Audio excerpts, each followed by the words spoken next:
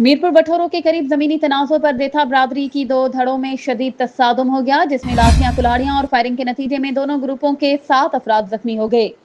इतलात के मुताबिक ये वाकया गांव मजनू देथो में पेश आया, जहां इराजी के झगड़े पर शुरू होने वाली तल्ख कलामी ने संगीन सूरत हाल अख्तियार कर ली। झगड़े के दौरान फायरिंग और कुल्हाड़ियों के वार से उमर देथो, अल्लाह बचाओ, गुलाम नबी, जावेद देथो, गुलाम हैदर, हाजी और अल्ताफ देथो जख्मी हो गए।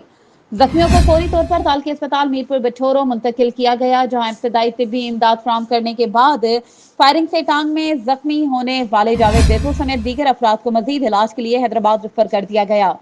झगड़े की इत्तला मिलते ही डीएसपी मीरपुर बठोरो की क़यादत में मुख्तलिफ थानों की भारी पुलिस नफरी गांव मजनू देथो पहुंच गई और हालात को काबू पाने की कोशिश की। ताहम दोनों ग्रुपों के दरमियान कशीदगी बरकरार है और इलाके में किसी भी वक्त बड़े तसादुम का खदशा जाहिर किया जा रहा है।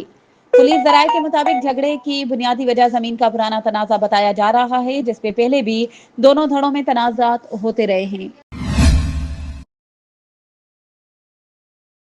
मज़ीद खबरों और अपडेट्स के लिए हमारे चैनल को सब्सक्राइब करें और बेल आइकन को प्रेस करना ना भूलें।